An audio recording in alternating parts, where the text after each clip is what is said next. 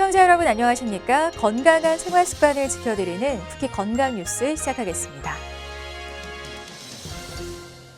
세계보건기구 WHO가 번아웃 증후군을 직업적 증상으로 분류했습니다.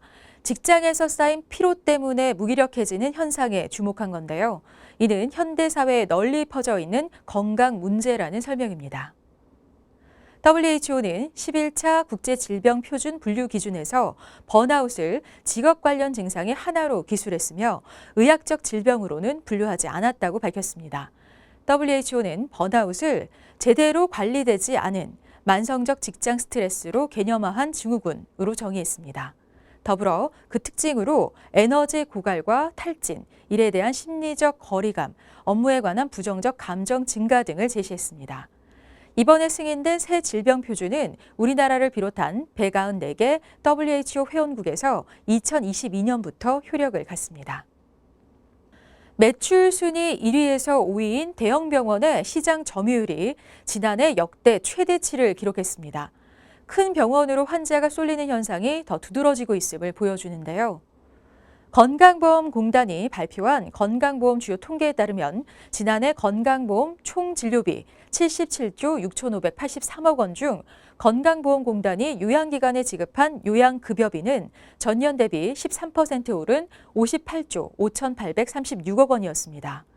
이 중 3조 9,730억 원이 삼성 서울병원, 서울대병원, 서울성모병원, 서울아산병원, 세브란스병원 등 일명 빅5 대형 병원에 지급된 것으로 나타났는데요. 이는 2017년과 비교할 때 25.7% 증가한 것으로 2018년 전체 의료기관에 지급된 요양급여비 가운데 8.5%를 차지한 것으로 집계됐습니다. 미세먼지는 건강하고 젊은 사람에게도 나쁜 영향을 미칠 수 있는데요. 특히 면역력 등이 떨어진 노인들에게는 건강을 위협하는 직접적 위험 인자로 작용할 수 있습니다. 실제 한 조사에서 최근 미세먼지로 인한 고령층의 입원 사례가 적지 않은 것으로 확인됐습니다. 한국보건사회연구원이 65세 이상 1,000명을 조사한 결과 25%가 미세먼지 때문에 건강 문제를 경험했고 이들 중 40%는 실제 병원에서 치료를 받았습니다. 특히 호흡기 질환을 호소하는 사례가 가장 많았고 이어 알레르기성 결막염 등 안과 질환과 알레르기성 비염 등으로 인해 병원을 찾는 경우도 잇따랐습니다. 보건사회연구원 측은 65세 이상 가운데 63%는 미세먼지 탓에 일상생활에 불편을 느끼고 있었고 50%는 스트레스나 불안을 경험한 것으로 나타났다며 신체적, 정신적 건강에 부정적 영향을 주고 있는 미세먼지에 대응하기 위한 방안이 마련돼야 한다고 전했습니다. 지난 30일 국회에서는 쿠키뉴스 보건의료산업 규제혁신 조찬 포럼 4번째 회차가 진행됐는데요. 인보사 사태와 관련해 생명 분야는 생각지도 못한 치명적 결과를 빚을 수 있는 만큼 꼼꼼한 규제가 필요하다는 지적이 제기됐습니다. 이날 포럼에서 윤일규 더불어민주당 의원은 최근 발생한 인보사 사태에서 알 수 있듯 예측할 수 없는 양면성을 감안하고 부족한 부분은 보완할 필요가 있다며 이같이 밝혔습니다. 이어 윤 의원은 고가 약제를 많은 환자들이 사용할 수 있도록 하는 위험 분담제를 두고 어려움이 있다는 현장 의견에 대해 생명을 구할 수 있는 약이라면 가격은 다음 문제라며 다만 공공의 입장에서 약 성능의 효율성을 따져야 한다고 짚었습니다. 또 바이오헬스 산업 활성화를 위해 빅데이터를 사용해야 한다는 의견에 윤 의원은 수집된 의료 정보를 블록체인 기술 등을 활용해 병원마다 동일한 프로토콜로 접근할 수 있어야 한다면서 국가에서 의료정보원을 개설해 공유할 수 있는 시대가 돼야 한다고 피력했습니다. 한편 보건의료산업 현장의 다양한 목소리를 듣기 위해 마련된 쿠키뉴스 보건의료산업 규제혁신 포럼은 오는 7월까지 격주로 진행합니다. 진료정보 공유를 통해 환자의 편의를 지원하려는 병원들의 수가 확충됐습니다. 보건복지부는 진료정보 교류 사업에 15개 거점 의료기관과 1,490개 협력 병의원이 새로 참여하게 됐다며 이로써 전국, 전 권역에 네트워크가 구축됐다고 전했습니다. 진료정보 교류 사업은 환자 동의를 얻어 CT나 MRI 같은 영상 정보와 진단, 투약 등의 기록을 병원들이 공유해 진료의 연속성을 이끌어내기 위해 추진됐는데요. 지난해 말 기준 사업 참여 의료기관은 총 2,316곳입니다. 이번에 추가된 거점 의료기관에는 고려대 구로병원, 인천 성모병원, 아주대병원, 충북대병원, 삼성 서울병원 등이 포함됐습니다.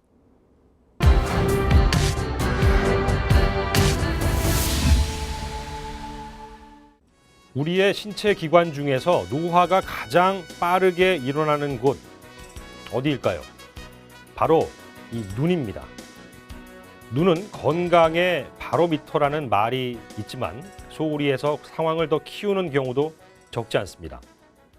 나이가 들어 생길 수 있는 대표적 안과 질환으로 황반변성을 들 수 있는데요. 이 시간 체크 리포트를 통해 이미 다뤘던 이 녹내장 또 당뇨망막병증과 함께 대처가 늦으면 실명까지 초래할 수 있는 위험한 질환으로 꼽힙니다. 이 황반변성은 눈 안쪽 망막 중심부에 위치한 황반이 변성되는, 다시 말해 그 성질이 변하고 기능이 훼손되는 병입니다. 황반에는 이 빛을 감지하는 광수용체가 밀집돼 있는데요. 이 부위에서 우리 시력의 상당 부분을 책임집니다. 황반 기능의 저하는 곧 시력 장애로 이어집니다. 황반변성은 완치가 어렵습니다. 하지만 조기에 발견하면 어느 정도 그 위험 인자를 줄일 수 있고 발병 후에라도 적절히 관리하면 기능 상실 범위를 최소화할 수 있습니다. 최근 왼쪽 눈의 시력이 더 안 좋아졌다는 생각에 안경점을 찾았던 김삼일 씨. 눈을 살펴보던 안경사는 대뜸 병원을 가보라고 안내했습니다. 안경점에 갔더니 검원을 하는 도중에 왼쪽 눈이 파랗게 그 선만 보이면서 구부러져서 보이는 거예요. 왼쪽 눈이요? 예, 왼쪽 눈이. 그리고 사물이 잘 안 보이는 거예요. 그래서 깜짝 놀라가지고 안과를 찾아왔죠. 김 씨는 병원에서 황반변성 3기 진단을 받고 치료를 시작했습니다. 만약 병이 더 진행돼 4기로 넘어갈 경우 앞이 아예 안 보일 수도 있다는 의사의 말을 들었습니다. 망막의 중심 부분을 황반이라고 합니다. 망막은 눈의 안쪽을 감싸고 있는 신경으로 된 막인데 눈을 카메라로 비유할 적에 필름에 해당하는 곳입니다. 네, 그 필름 중에서 가장 중심, 내가 바라보고 있는 한가운데 부분을 황반이라고 합니다. 그렇군요. 그러니까 황반에 이상이 생겼을 경우에는 그만큼 지장이 있을 수밖에 없겠네요. 그렇죠. 예, 중심 시력에 영향을 주기 때문에 내가 초점을 맺고 바라보는 곳이 어둡게 가려져 보인다든지 구부러져 보인다든지 크기가 작거나 크게 보인다든지 그런 증상이 생기게 됩니다. 오히려 크게 보일 수도 있군요. 네. 같은 사물을. 네. 황반변성 발병 사례는 증가세를 그리고 있습니다. 질병관리본부 통계에 따르면 2017년 환자 수는 16만 4,800여 명으로 2013년에 비해 65% 늘었습니다. 유병률은 50대에서 14%, 60대 17%, 70세 이상에서는 24%를 기록했습니다. 연령대가 높아질수록 빈도가 잦아지는 겁니다. 황반변성이 생기는 원인은 가장 첫 번째는 노화입니다. 나이가 드는 것이 가장 큰 원인이고요. 그 외에는 흡연, 자외선, 고혈압, 고지혈증, 그리고 유전적 요인 이런 것들이 원인이 되어서 발생합니다. 50세 이후에 발생할 수 있는 질환으로 알려져 있고요. 그래서 50세 이후에는 1년에 한 번 정도 안저검사를 통해서 스크리닝을 하는 것이 좋을 것 같습니다. 황반변성은 초기에는 물론 중기까지 드러나는 증상을 찾기 어렵습니다. 그렇다 보니 이 환자들 중에는 나이가 들면서 단순히 눈이 나빠지는 그런 과정으로 치부하고 제때 치료를 받지 못하는 경우도 적지 않다고 합니다. 전문의들은 50세 이후라면 1년에 한 번 정도는 이 망막 등의 상태를 확인하는 안저 검사를 받아볼 것을 권했습니다. 이 망막 중심 부위인 황반은 루테인 그리고 지아잔틴이라는 색소 물질로 이루어져 있는데요. 이 색소는 시력 감퇴나 시력 상실을 예방하는 중요한 역할을 합니다. 나이가 들면 이 색소의 밀도가 낮아지면서 황반부 세포의 기능이 떨어지고 이로 인해 황반변성이 생길 수 있는 여건이 만들어집니다. 황반변성은 건성과 습성 두 가지 종류가 있습니다. 먼저 건성 황반변성은 혈관이 영양분과 산소를 망막신경층에 제대로 전달하지 못하면서 노폐물이 쌓이게 된 경우입니다. 이 건성 황반변성이 전체 황반변성의 90%를 차지합니다. 습성 황반변성은 비정상적인 신생혈관들이 마구 생겨나고 터져서 망막이 우그러지거나 오염돼 생깁니다.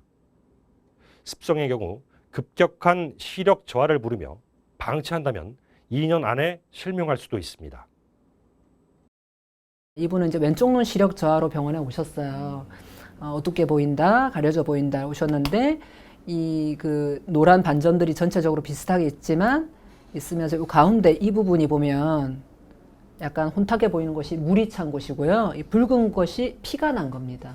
예, 이렇게 붓고 피가 나면 이것은 이제 습성 황반변성으로 진행이 되었구나.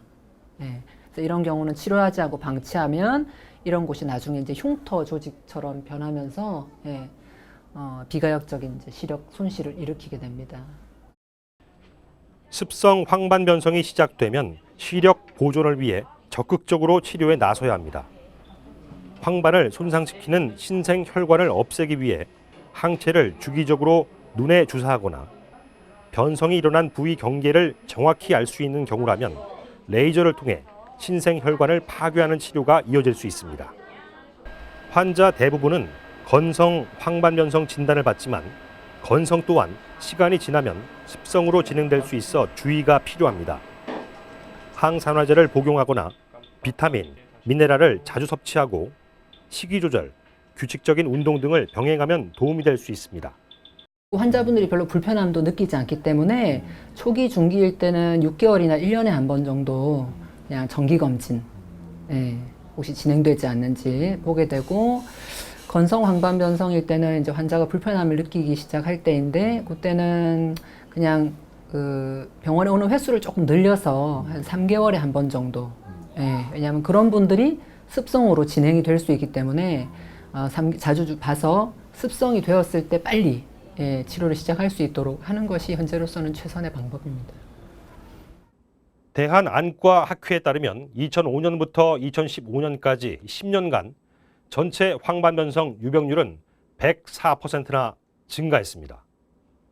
고령화 사회로 접어들면서 그 사례가 급격히 늘어난 것이죠. 하지만 안과 검진률은 그리 높지 않습니다. 국민건강영양조사 결과 일생 동안 안과 검진을 한 번도 받지 않은 사람의 비율이 26%가량입니다. 흡연, 비만, 고혈압 등의 이 황반변성 위험 인자를 지닌 분들은 검사를 꼭 받아보시는 게 좋겠습니다. 황반변성은 한 번 걸리면 이전 눈 상태로 돌이킬 수가 없기 때문입니다. 앞서 황반을 구성하는 루테인과 지아잔틴이라는 색소 얘기를 잠깐 했었는데요. 이들 색소 물질은 체내에서 자체적으로 생성되는 물질이 아니라서 보충을 해줘야 합니다. 녹황색 채소나 달걀 노른자에 많이 들어있다고 하니 참고하시길 바랍니다.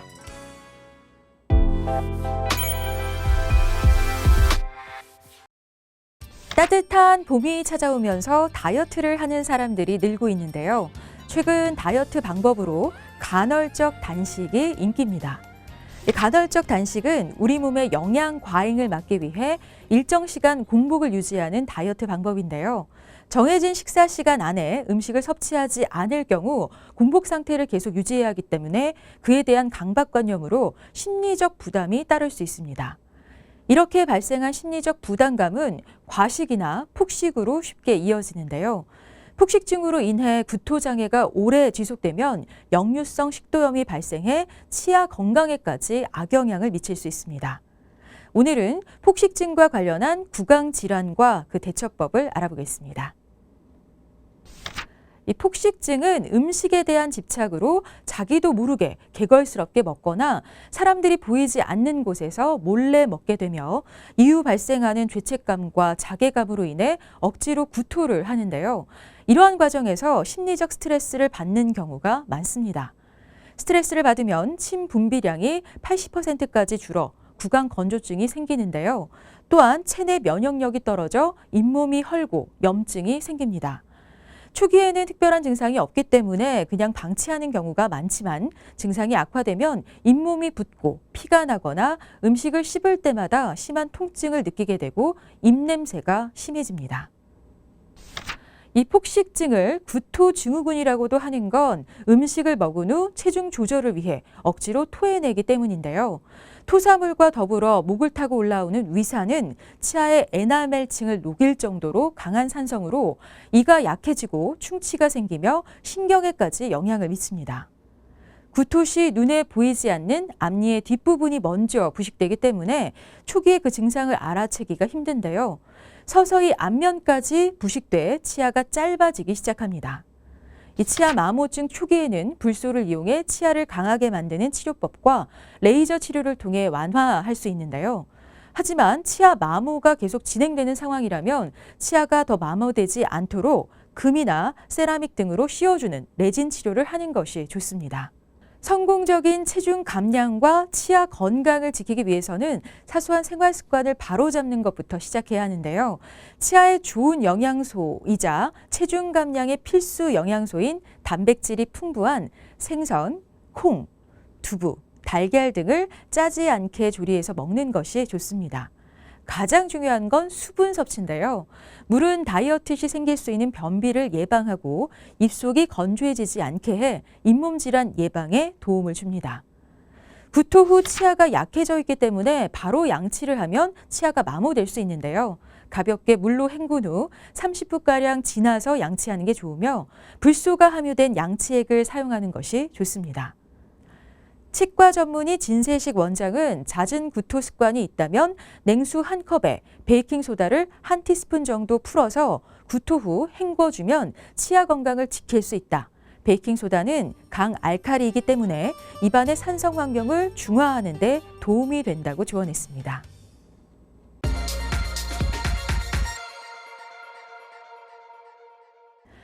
아줌마 둘 이상이 모이면 이것이 빠질 수가 없죠. 바로 수다인데요. 중년 이후 여성이 수다를 떨면 우울감이 줄고 자존감은 높아진다고 합니다. 수다를 떨면서 서로 동질감을 느끼고 맞장구를 잘 쳐주기 때문인데요. 공감대가 맞는 친구나 동료와 함께 수다 타임의 여유 가져보시기 바라고요. 오늘 쿠키 건강 뉴스는 여기서 인사드립니다. 고맙습니다.